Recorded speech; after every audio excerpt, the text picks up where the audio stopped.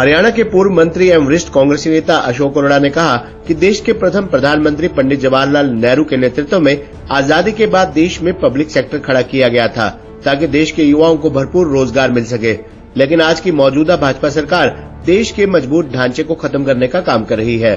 वे आज प्रथम प्रधानमंत्री पंडित जवाहरलाल नेहरू के जन्म दिवस के उपलक्ष्य पर उनकी प्रतिमा पर कांग्रेस जनों के साथ पुष्पांजलि अर्पित करने के बाद बातचीत कर रहे थे।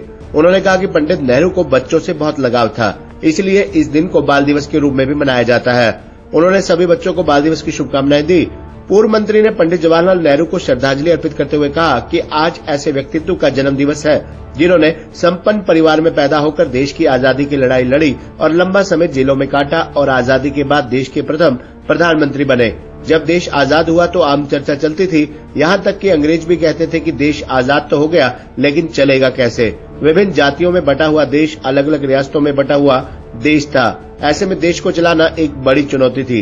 देश में खाने के लिए अनाज भी बाहर से मंगवाना पड़ता था, लेकिन पंडित नेहरू ने सभी चुनौतियों को स्वीकार किया और बाबा भीमराव अंबेडकर के नेतृत्व में संविधान की रचना हुई और सभी देशवासियों को बराबर का अधिकार मिला। पहले जहां खाने के लिए अन्न बाहर से आता था, वहीं बाद में भारत दूसरे देशों में भी अन्न भेजने वाला देश बन गया।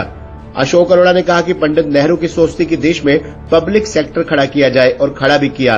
इस समय अन्य देशों के निवेशकों ने भारत में निवेश करने की इच्छा भी जाहिर की, लेकिन पंडित नेहरू के नेतृत्व वाली सरकार ने मना कर दिया और कहा कि वे देश का एक ऐसा ढांचा खड़ा करेंगे जिससे देश के युवाओं को रोजगार मिले और पब्लिक सेक्टर को खड़ा किया। लेकिन दुर्भाग्य की बात है कि मौजूदा भाजपा सरकार पब्लिक सेक्टर को खत्म करने में जुटी हुई है। सभी विभागों को प्राइवेट हाथों में सौंपा जा रहा है और ये सरकार दोबारा देश को गुलाम बनाने में लगी हुई है। आज महापुरुषों के आदर्शों को मिटाने का प्रयास किया जा रहा है। देश की जनता को महंगाई, बेरोजगारी व भ्रष्टाचार देने के अलावा उन्होंने देश को कुछ नहीं दिया।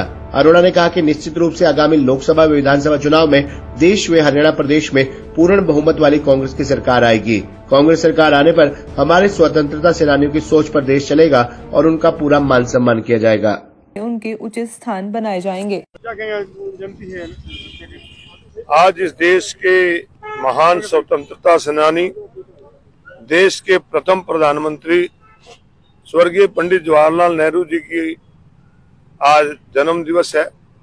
इस अवसर पर हम उन्हें शत शत नमन करते हैं कि जिन्होंने एक संपन्न परिवार में पैदा होकर इस देश की आजादी के लिए बहुत लंबा समय अंग्रेजों की जेलों में काटा और जब देश आजाद हुआ तो इस देश के प्रथम प्रधानमंत्री बने।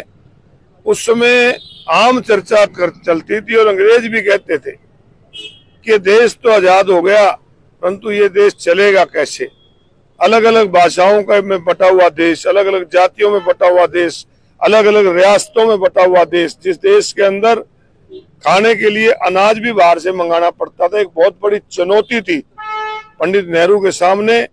परंतु हम आज फक्र से कहते हैं कि उस चुनौती को उन्होंने स्वीकार करते हुए इस देश के अंदर एक ऐसे संविधान बनाया बाबा साहब के नेतृत्व में कि देश में सबको बराबरी के अधिकार दिए और जो देश कभी अन्न के मामले में बाहर से अनाज मंगाते थे, हमारे किसानों की मेहनत और सरकार के योगदान से आज हम आत्मनिर्भर ही नहीं दूसरे देशों में अन्न भेजने वाले बने।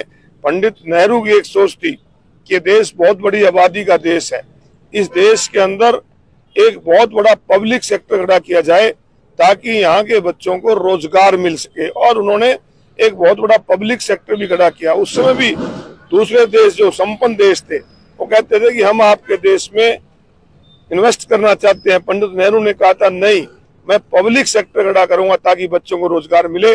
आज वो रोजगार मिला, देश आगे बढ़ा। परंतु आज दुख से कहना पड़ता है कि पंडित नेहरू द्वारा, कांग्रेस पार्टी द्वारा जो बहुत बड़ा पब्लिक सेक्टर खड़ा किया था, आज की सरकार उसको प्राइवेटाइजेशन की तरफ ले जाकर हमारे बच्चों का जो रोजगार था उसको छीनने का काम